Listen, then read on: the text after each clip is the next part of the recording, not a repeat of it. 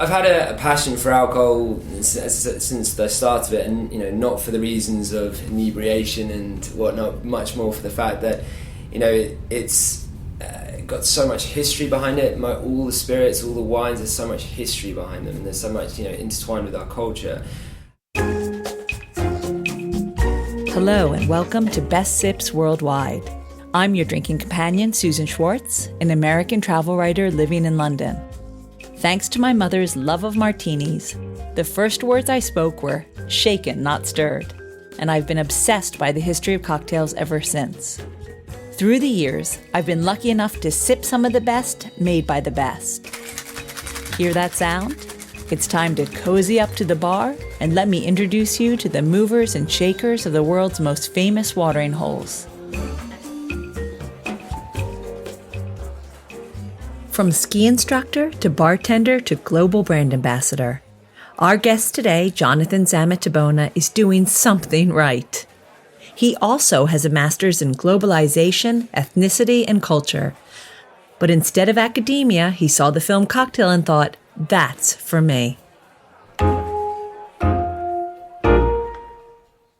So after 5 years of university education with a degree in geography and then a master's in globalization, I had decided to kind of fulfill a boyhood dream, so to speak, of becoming a ski instructor. So I up sticks and moved from, I was down in Brighton at the time, and moved down to Queenstown in New Zealand, where I kind of became took a ski instructor course, became a ski instructor, and the rest is a little bit of history. Did that for kind of 2 years, where I was bouncing between seasons. So I was kind of in winter for like 2 years. So I was like going between there and Canada. So and teaching on either side. They're not close. No, not at all. Well, which it kind of needed to be, you see, because of course with the summer always around the corner, I was kind of always chasing the snow, which is a weird way. I think I definitely missed summer for like 2 years. Were you always a skier? I've always skied. I've been very privileged to have always had the opportunity to ski, and I've always loved it, and I've loved the lifestyle of it. I guess being a ski instructor and being a bartender, there's some very similarities. It's a vocational. You have to love it. It's long hours, but you absolutely adore what you do. Part of your ski instructing, did you instruct in the après ski as well? You can certainly call it instructing to a degree. I had always worked in bars because unfortunately, skiing doesn't always pay all the bills, and you always have to be slightly careful of injuries that come around. So you kind of need to have more than one job. So. In Canada, I was working in a fairly regular sports Canadian bar, which was very cool, very exciting, and very different to anything I'd worked before. New Zealand, I was working more in a kind of fine dining restaurant where I actually learned a lot more about wine, in particular kind of Central Otago Pinot Noir. So like something totally new to me. I've always had appreciation for wine, but like a big lack of knowledge to it. But I actually worked 2 bar jobs, and so I was actually working one after the other. Sleeping very little at the time, but I worked at a bar called Debajo, which was actually run by Jason Clark, who was the kind of world-class finalist. So he actually won for New Zealand, and then went on, and I think he finished maybe 3rd. So I worked under him for quite a while, and the bar concept was amazing. It was this kind of 1970s California style pad. So it had all the kind of games and couch and everything, but the bar was very much attributed to designing cocktails that fitted the individual. So yes, we had a menu, but we could go off menu all the time and just create based on the individual that was ordering. So it was very interesting and fun times. Mm-hmm. A few years back now, though. Were you always drawn to hospitality? I mean, when you were young? Yeah, I as soon as I turned 18, I worked in a bar, always to kind of support my studies, mostly because it was enjoyable work. I had always, from movies such as Cocktail and the likes, I'd always been very compelled to that idea. And actually, service as a whole, I get a huge kick out from the industry because it's long hours, it's not always as well paid, but it's hugely enjoyable to kind of spend your time. And that was even in the day where to be a bartender was kind of less than it is today in terms of what you needed to know, whereas today's bartending, the knowledge that these guys have is just truly remarkable. So it's not, the professionalism of the industry has gone sky high in the last kind of 15 years since I first jumped on the stick. Absolutely. But now you studied something completely different at university though, right? That's correct, yes. I ended up doing geography with environmental studies and development studies. It was kind of I often get told it's a bit of a colouring in degree, which is fair enough, I guess, although I was much more on the human geography side rather than the physical geography side. But I seem to get asked what the capital of any country is all the time, and surprisingly I don't know them all that well. But you know what, it was a great degree. It took me to travel, so my second year I ended up being in Vietnam doing a geography research project out there. Absolutely, seen and experienced a lot with the degree, and then that transpired into a master's as well in terms of globalization, ethnicity and culture, which was again kind of a building block, very much like an academic thing. It didn't for me necessarily have a big future career path from it. It was just something that I really enjoyed and was fortunate enough to be able to sustain through working throughout the time. Did you ever think this is something that I might work in, or was it always bars, hospitality? You know what, it was food? always just purely academic interest, to be honest with you. It was, I love humans, that's the biggest thing, and I guess working in hospitality, that's a big part of it, is I get to meet, and I've met some of the most incredible people on either sides of the stick. And I guess my degrees very much were like that, so I understood about why people kind of migrated, and movements and historical elements to it, and modern day geography movements. So yeah, I think I probably didn't really ever see myself as a future geographer as a profession, but it certainly kind of reflected my love for, Is that why you migrated so far to New Zealand? Because there's certainly a lot of ski resorts in Europe. There are indeed. I think for me, I moved to New Zealand for a range of reasons. It's a beautiful place I've never been to. It is as far as you can get from where I am, not for any reason. I mean, I love this country, but I just wanted a new challenge. I don't have the affinity for languages that my brothers do, so they speak pretty good English down in New Zealand, so that was definitely a factor. And yeah, I kind of went with the times. I never knew what I didn't have a plan. I just moved to New Zealand to see what would happen, and then I got taken on this journey for 2 and a bit years, and then kind of returned back to London. And what brought you back? I think I had got what I wanted to from New Zealand. I met some most amazing people that are still my friends today, that I still see from time to time. But for me, home is home. Like, family is here. Friends that I've kind of grown up with. I'm very fortunate to have the same friends I've known since I was 12 up until the university years as well. So for me, it was, I never had a gap year, so I guess it was my gap year, but doing different things, doing it differently, and following the kind of ski path. And also I felt that, bouncing between seasons, kind of from New Zealand to Canada, was always difficult to sustain, like, relationships, and, even with friends and girlfriends, it was always quite a difficult challenge. But I had a most amazing time, but I guess I was, 28 when I came back, and it was probably that time to come and settle down for a little bit. When you were working with Jason Clark, I guess how I should say this is that, did you feel that when you got back to London, you wanted to work in the same way that he did, or the same places, the same kind of venues, the same kind of bars? Well, I actually came back to London and kind of left the bar scene a little bit. I worked on the kind of trade side of things. I worked for a publication called Imbibe, which is the UK's leading on-trade publication, in utilising my experiences from the bar side and working with brands and how to communicate their messages. So Jason is he's in the elite of bartenders, and whilst I might have aspirations of ever being to his calibre, for me, I was kind of finding my own journey, I guess. So it was also then the hours. I think there's only so long one can sustain the hours of working, and I had worked a lot in New Zealand, from doing a ski instructor shift during the day, working in a fine dining restaurant to midnight, and then working from midnight till 4 a.m. at this kind of this bar. So I had got to a time where I was like, I think I might want my evenings and weekends back a little bit, but I had this knowledge and you came back to London to relax. In a fashion, yeah, like there you say it. but still working for this title, I had the opportunity of meeting some of London's finest, and even at that time, the moment I stepped away from the stick, like the skill sets kind of carried on further and further, and I kind of got further and further left behind, in a really nice way, because I have such admiration for today's bartending that it would take me quite a while to probably catch up to even close to the basic needs that are required to work on at the top bars. But I guess working at the Imbibe magazine, you must have been around it all the time.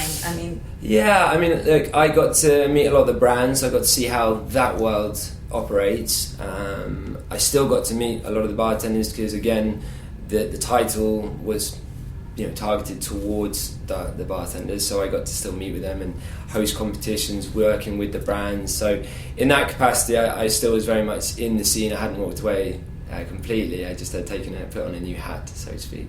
Now, is that where you kind of fell in love with gin? I've had a passion for alcohol since the start of it, and not for the reasons of inebriation and whatnot, much more for the fact that it's got so much history behind it. All the spirits, all the wines, there's so much history behind them, and there's so much intertwined with our culture, and also the fact that ultimately they retain. Alcohol is principally about retaining flavour, and something that soft drinks can never even rival without the additions of huge amounts of sugar. So the alcohol world fascinates me, and there's so much to know. In terms of gin then, I've always been a big gin fan. It has enough going on to it that I could really get my teeth into it and understand. Whereas again, you start to go into the world of whiskey, and again, the knowledge that's required behind that. But I have an enthusiasm for all alcohols, but I guess kind of gin was my calling, I guess, down that line. Mm-hmm. And so the transition from Imbibe to being global brand ambassador for Langley's? Yeah, so I had worked for Imbibe for 2 years and had met a lot of people, and when the time had come to move on to my next adventure, so to speak, I always like to call them adventures, and the opportunity arose to come and interview for this new brand that was coming to the market called Langley's Gin. So I met the brand founders, Mark Dawkins and Mark Crump, and I have to say at this time I was a little apprehensive because I knew my next step always had to be one that had some sort of future security in. And even there's coming up to 4 years to the day, gin was pretty busy back then. The hundreds of brands that have come since Langley's is remarkable, but even back in that, I was like, are we late to this party? The gin movement is already big, we're going to get in. But a lot of things kind of really attracted to me Langley's. First and foremost for the two owners themselves, Mark and Mark, easy to remember the names, but their knowledge in the sector was huge. They both came with a wealth of experience working for some of the real big players, and both from two different skill sets. One was a very financial side and one was a marketing and sales guy, so they kind of made a very good relationship in that fact.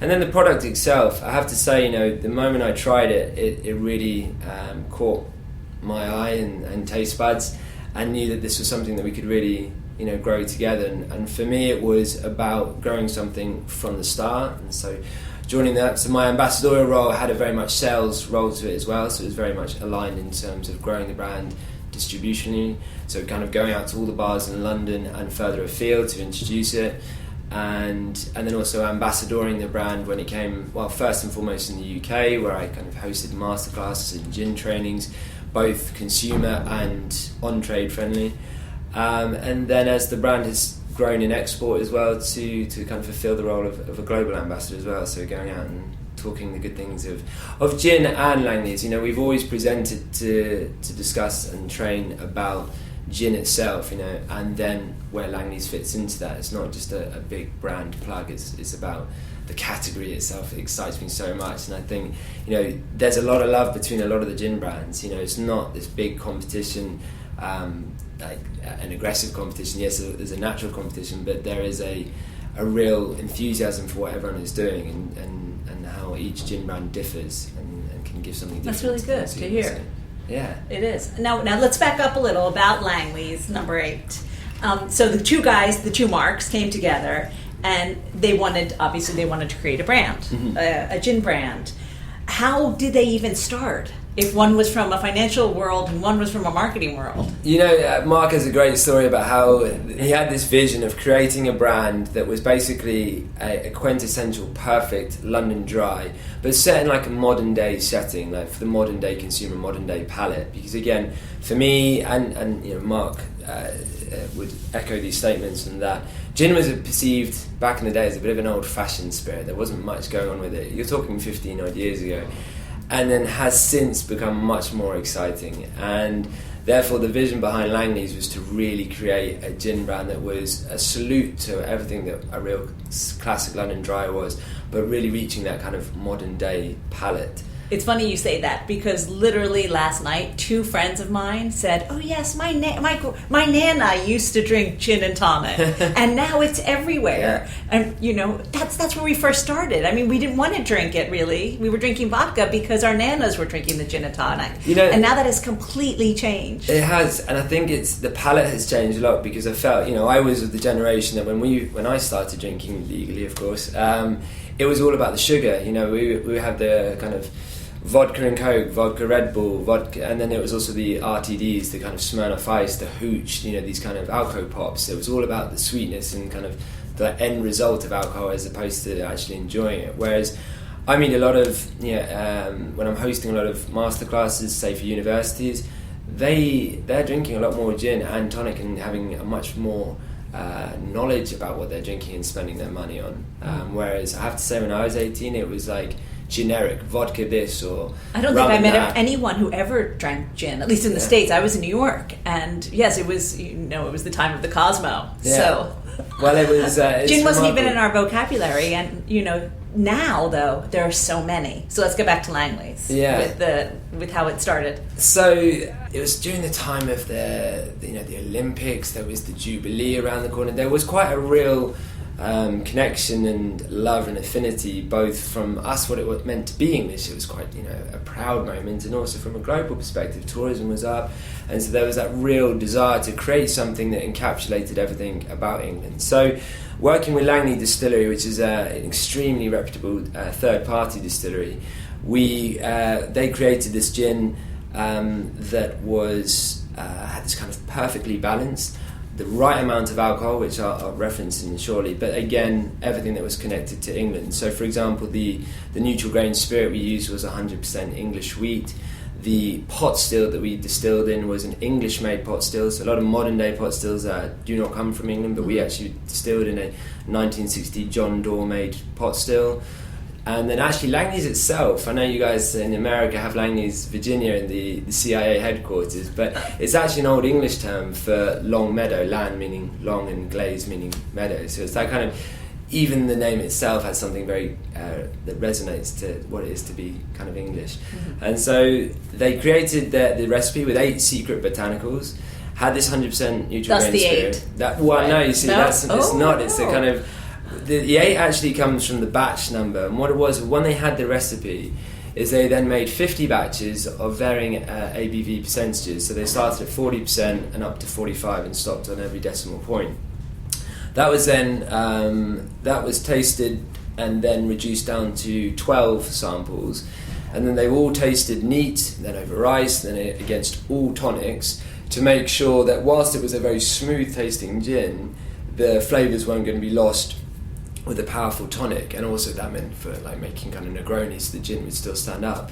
And so actually it was the 8th batch that chose at 41.7, this very specific number that they felt was the most perfect number to create this, you know, perfectly balanced London dry. And yeah, it's from that the Langley's number 8 was born. And you just keep winning those awards, literally since the beginning. You know, we've been very fortunate, both here and abroad. In particular, the gold medal in San Francisco. Just last year, we won World's Best Gin at the Spirit New York Spirits Awards, which was a huge accolade. But for us, you know, they're extra strings to our bow, so to speak. But we like to, you know, get the brand out and introduce it to bartenders and let them speak for itself, because I don't really like to tell bartenders about awards, because their palate, you know, these are the guys that often will be picking the awards. So for me, I often talk to the trade about what they think, and I just kind of crack the bottom, let them play with it, and see what their response is. And I have to say, I've been very fortunate. Because now it's all around the world. Yeah, we're growing strength from strength. We've got a very heavy presence in the US. We've got places in far-fetched from France, Italy, Russia, Poland, all sorts. So the Spanish market is I think still the number one market for gin. But it's the popularity of gin in England has yet to reach all the countries in Europe, but they're certainly catching up, and so their demand for it is ever increasing. So we're riding that wave through it as well, but not resting on our laurels. We're still growing and focusing on everything else that goes with it. So our on-trade focus is essential, and that's something that Two Marks very much had a focus on at the beginning, was to grow the brand in the on-trade, grow it and work with the bars and put the money into other bars that are going to support the brand. And that's what we've maintained as an ethos. So we were actually only in the on-trade for the first couple of years, with no off-trade presence, because we wanted to build this and had a vision that ideally customers were seeing the brand for the very first time, and hopefully tasting it for the very first time at a bar, as opposed to walking down a supermarket shelf and going, oh, I've never seen that before. So that was the ideal, and that has been very much why they employed myself, and the strategy behind the brand was to always grow it up. All this talk about it, I've got to try it now. Most definitely. So let's go get a drink. Should we do it? Yeah, absolutely. Martinis all round. Thanks so much to Jonathan for letting me taste their Old Tom gin as well as their Langley's 8. I think I'm getting to like gin more and more, especially after I had Langley's in a Tom Collins, my cocktail of the week. Now, there are differing stories about how this drink originated, but I kind of want it to be from the great Tom Collins hoax of 1874. You would tell your mate that a man named Tom Collins was at the bar insulting him. He would run down to the bar, ask for Tom Collins, and get this drink. Now the name is too famous to do that anymore, but you could try. So here's how to make it. Combine 60 ml of gin, 30 ml of fresh lemon juice, 20 ml sugar syrup in a Tom Collins glass with ice.